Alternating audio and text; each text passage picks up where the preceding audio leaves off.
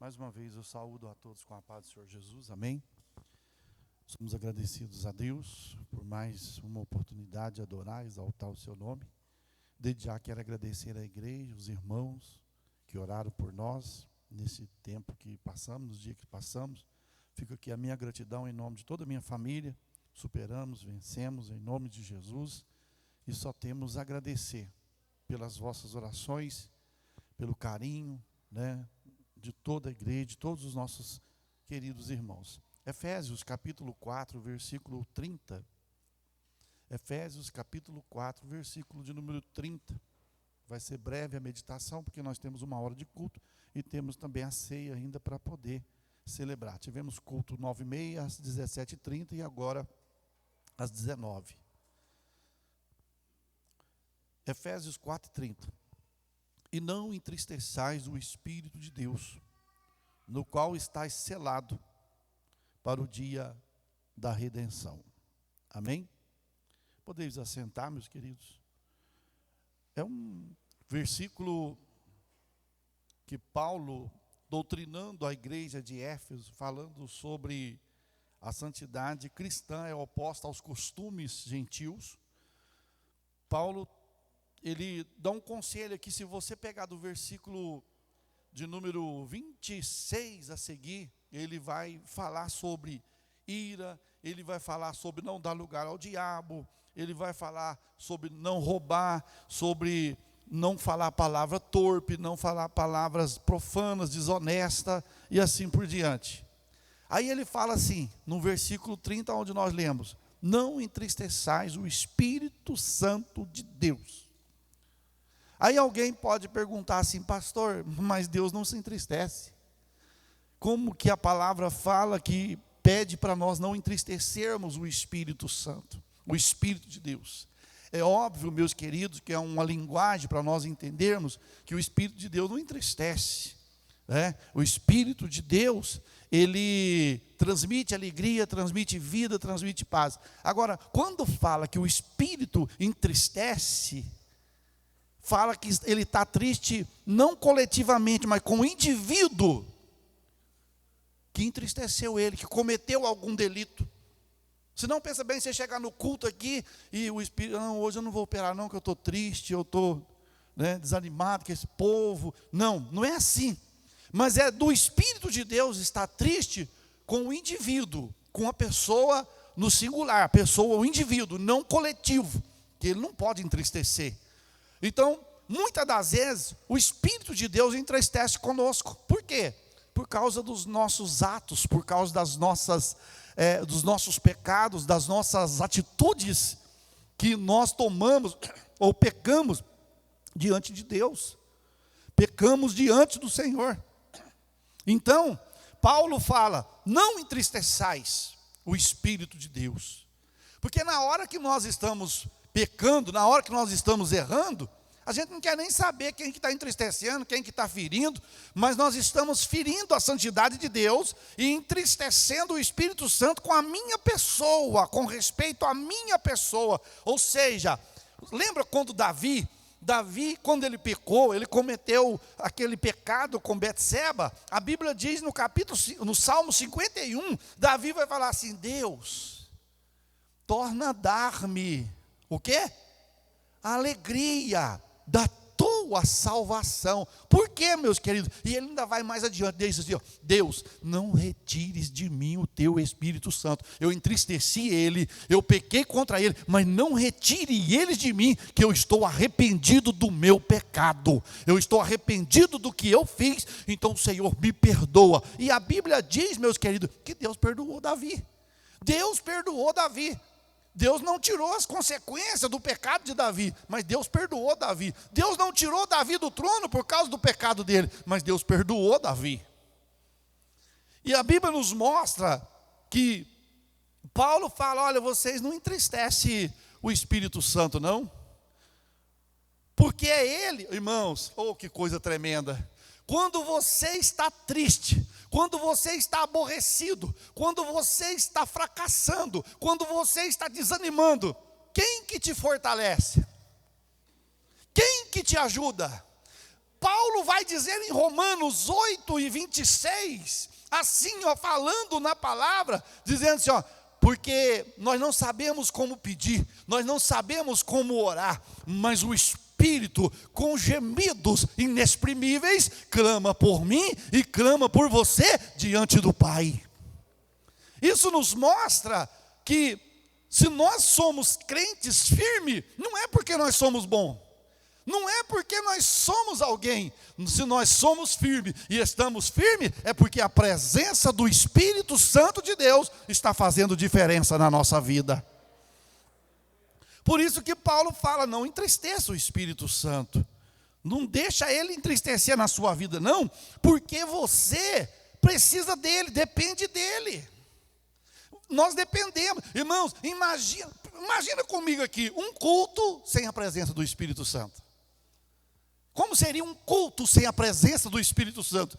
Não seria um culto, seria uma reunião, seria um ajuntamento, mas não havia a unção, a presença do Espírito Santo. Então Paulo, ele preocupa com a igreja de Éfeso, dizendo, irmãos, olha, vocês não entristecem o Espírito Santo de Deus. Por quê? Aí ele vai falar, o qual estáis o quê? Estáis o quê? Selado. Aí você vai olhar lá no capítulo 1 de Filipenses, e versículo 3, olha para você ver, ó. Em quem também vós estáis, depois que ouviste a palavra da verdade, o evangelho da vossa salvação, e, tendo nele crido, fostes o quê? Selado. Selado com o quê? Com o Espírito da promessa. O Espírito da promessa. Então, Paulo fala, vocês não entristecem o Espírito Santo, porque ele selou vocês. O que é selar? Irmãos, depois que você sela uma carta, ela só vai cair na mão do destinatário. Ela não cai na mão de outro. Ela só cai na mão do destinatário. É por isso que Paulo fala, vocês precisam de prevalecer, vocês precisam de perseverar e zelar por este selo, porque é com este selo que você vai chegar lá. Imagine bem, se chegar uma carta no correio, e não selou ela, não pagou, não teve selo, não teve carimbo, o que vai acontecer com aquela carta? Ela vai ficar lá, ela vai voltar para quem de origem, para quem foi o remetente, ela vai voltar, porque não tem selo. Então Deus nessa noite está dizendo, Elias, valoriza o selo que eu coloquei na tua vida. Valoriza a igreja, o selo, a presença do Espírito na vossa vida.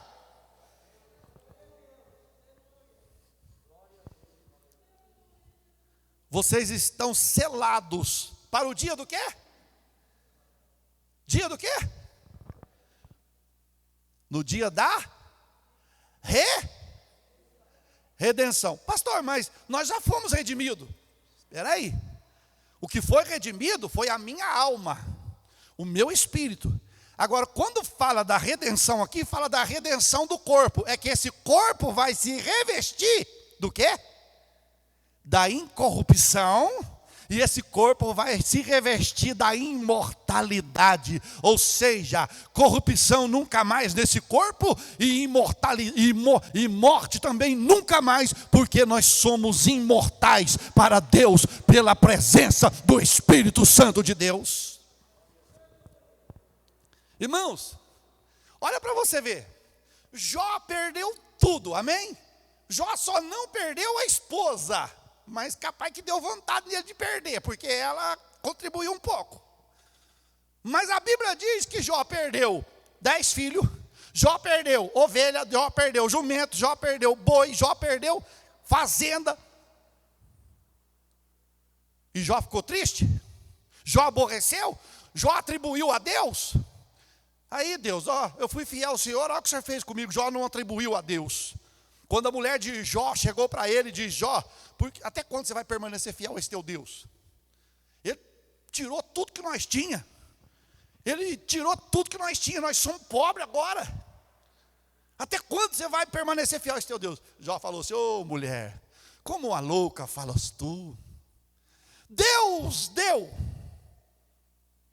Deus levou. Bendito seja o Senhor. Ou seja, quem fez Jó fazer aquela confissão? Quem, irmãos? O Espírito Santo, o Espírito de Deus. Porque a Bíblia diz assim, ó, ninguém confessa que Jesus é Senhor, senão pelo Espírito Santo. E ninguém que tem o Espírito Santo vai dizer, Jesus é anátema. Por quê?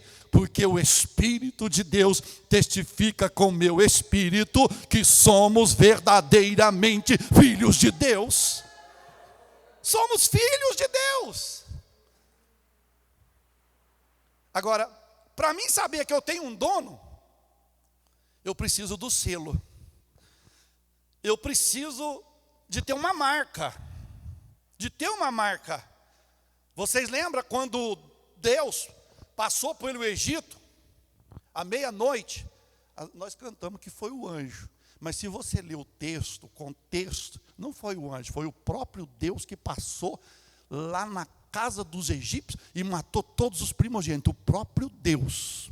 Lá não, você não vai ver falar anjo. Lê lá está anjo da morte.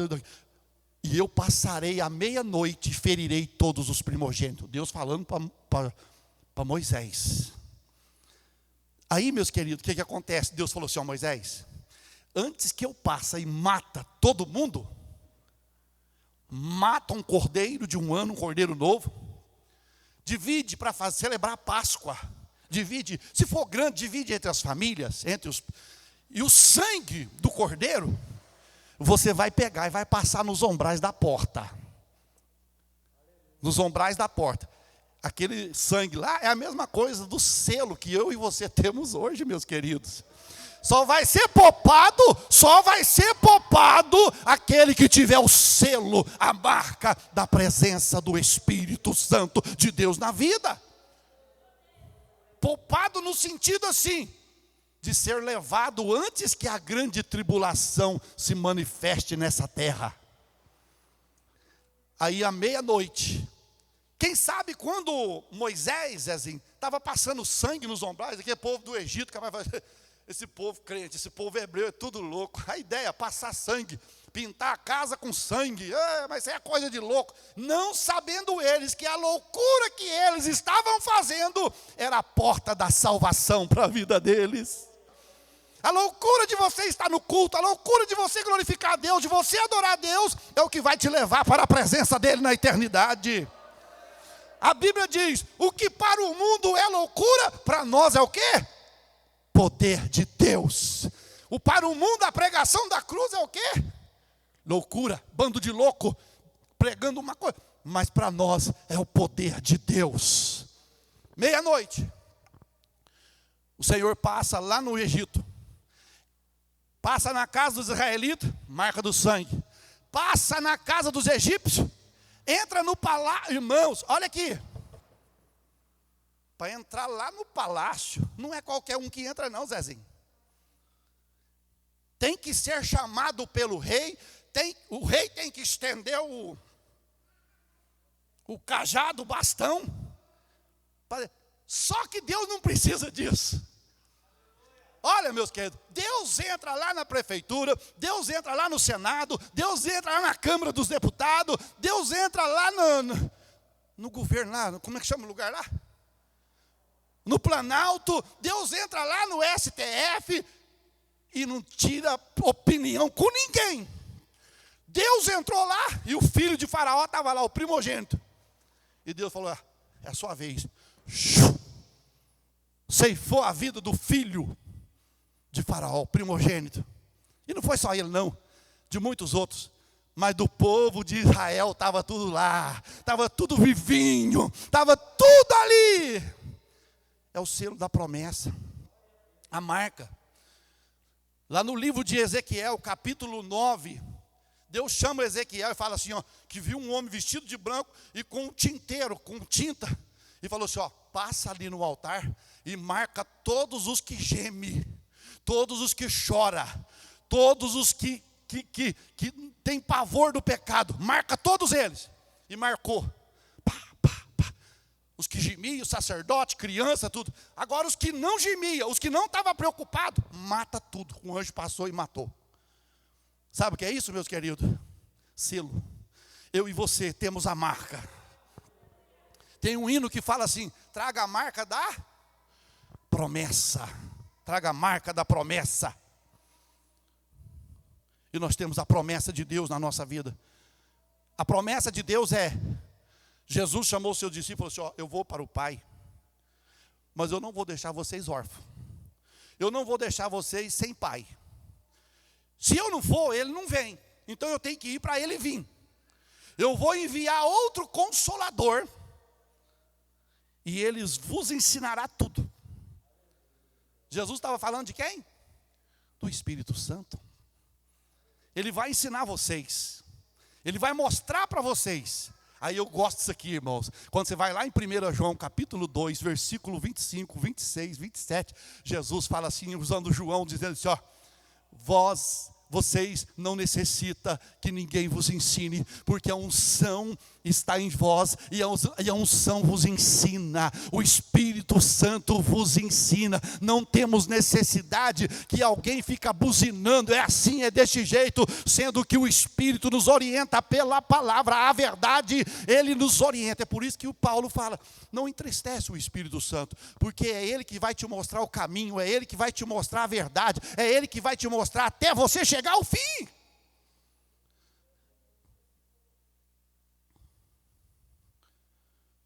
Eu e você, sem o Espírito Santo, é como carro sem motor. Eu e você, sem o Espírito Santo, imagina o mar sem peixe. Tem nem como, né? Nós não podemos ficar sem a presença do Espírito Santo. Eu me lembro, meus queridos,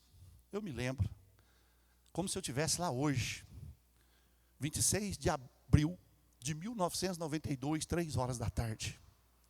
O dia que Deus me selou com a promessa. Eu chorei das 3 horas da tarde até meia-noite, até eu dormir. Só chorando e falando em mistério, só chorando e falando em mistério. Não esqueço desse dia. Eu não conseguia, eu acho que eu não vou falar português mais. Eu ia falar Pai do Senhor, saía lá a língua. E eu não querendo, eu acho que esse rapaz ficou doido, ele ficou maluco. Mas sabe o que é isso? A presença do Espírito. Irmãos, a geração que valorizava a presença do Espírito Santo está indo embora. Sabia? A geração que valorizava a presença do Espírito Santo está acabando. Muitos não valorizam. Ninguém busca mais batismo com o Espírito Santo, ninguém busca mais a presença do Espírito Santo, ninguém busca mais direção do Espírito Santo, faz as coisas sem pedir orientação, sem pedir direção, quebra a cara, arrebenta a cara, e depois é Jesus que é culpado, a igreja que é culpado, o pastor que é culpado, mas não buscou orientação do Espírito Santo. É por isso que Paulo fala: não entristece o Espírito, porque é ele que vai te orientar, é ele que vai te dar direção, é ele que vai te dar sabedoria, é ele que vai te dar entendimento. Por isso, sem a presença do Espírito, imagine bem, eu fico pensando, eu estava orando aqui, falando: Deus, nos ressuscita novamente. Aquelas vigílias calorosas, 2 horas, 3 horas da manhã, 4 horas da manhã, profetizando, sentindo a presença do Espírito Santo. 9 horas, chegava em casa 6 horas da manhã, 9 horas da manhã, 8 horas já estava na escola dominical. Deus, cadê, meu Deus? Nós desconvertemos. Nós perdemos. E o Espírito Santo quer nos ver alegre novamente. O Espírito Santo quer nos orientar novamente. Sabe aquele, irmãos, sabe quando você está triste, que Deus usa alguém para falar com você, que você chora por dentro? Que a palavra parece que penetra lá no profundo da alma e você chora por dentro? É o Espírito Santo que faz. Imagina a gente sem essa presença maravilhosa. Eu estou sentindo falta de chorar, irmãos. De chorar. Sabe aquele choro para o Espírito? Choro para Deus mesmo. É um choro que você, irmã Arlete, quanto mais você chora, mais quer chorar. É um choro que parece que arranca mágoa, arranca rancor, arranca ódio, arranca raiva, arranca tristeza, arranca angústia, opressão, depressão, joga tudo para fora e nós saímos flutuando da casa de Deus. Então é hora de nós alegrar. Pastor, como que eu vou alegar o Espírito Santo? Fazendo a vontade de Deus, cumprindo a vontade de Deus. É só isso que Ele quer. Ler a Bíblia, orar, consagrar, fazer a vontade do Senhor. Porque nós falamos tanto, eu sou crente, eu sirvo a Jesus, Jesus é meu Senhor. Mas na hora de fazer as coisas, nós fazemos o que nós queremos. Então Jesus não é Senhor da nossa vida. Porque Senhor manda. Você vê tanto que Jesus é humilde. Ele podia falar, ó, você agora está na igreja, agora você se vira, porque agora eu vou pegar firme com você, camarada. Não, Ele deixa. Mas depois lá no fim não reclama. Depois lá no fim não vai dizer, mas não vai chorar. Então, viva hoje, alegre na presença do Senhor. Vamos pedir, irmãos, em casa. Jesus, me batiza com o Espírito Santo. Se você já é batizado, Jesus, me renova, me queima, Senhor. Mas manda fogo em mim, Senhor, do alto da cabeça às plantas do pé. Mas me torra, Jesus. Não, pastor, não quer virar café, não. Irmão, é torrar, é queimar. É para tirar tudo que não presta. É para tirar tudo que não presta. Já estou encerrando. Só para você ter uma ideia. Eu estava vendo um dia, quando vai fazer a flor de farinha, que é aquela farinha pura, fininha mesmo, mas que a Bíblia fala, irmão, antes de chegar no processo de flor de farinha, essa mandioca sofre. Essa trigo sofre. Enquanto não tira a água amarga que tem na mandioca para ela virar farinha, não serve. É prensado. Então Deus, pelo seu Espírito, possa tirar essa água amarga que está dentro de nós. Tirar isso que está dentro de nós e nos fazer flor de farinha nesse tempo difícil, para ser uma tocha acesa nessa terra, em nome de Jesus Cristo. Irmãos, o tempo não dá, as horas já foi, é muito pouco tempo. É tão gostoso pregar a palavra de Deus, eu acho que eu fiquei muitos dias de castigo, dá vontade de gastar tudo que tem. Em nome de Jesus. Mas nós temos a ceia para celebrar. Vamos celebrar a ceia, vamos estar dentro do acordo aqui, em nome de Jesus. Primeira carta